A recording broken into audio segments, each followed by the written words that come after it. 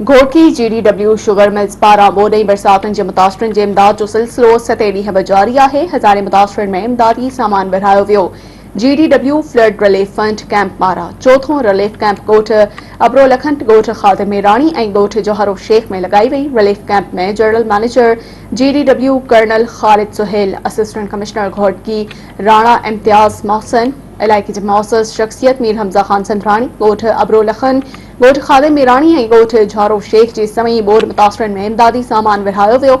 उन मौके ते तक़रीब खे ख़िताब कंदे कर्नल ख़ालिद सुहेल चयो त GDW ग्रुप मौजूदा बोर ऐं बरसातुनि जे मुतासरन जी मदद लाइ GKT GDW flood relief fund क़ाइमु कयो आहे, जंहिं जे तहत पाकिस्तान ख़ासि करे सिंध ऐं घोटकी जे बोर ऐं बरसातुनि सबबि मुतासिर थींदड़ हज़ारे मुतासरन में खाद खुराक, दवाऊं ऐं ॿियूं बुनियादी ज़रूरतुनि जो सामान विरहायो वियो आहे त जीअं बोर ऐं बरसातुनि जे मुतासरन जी मदद कई वञे।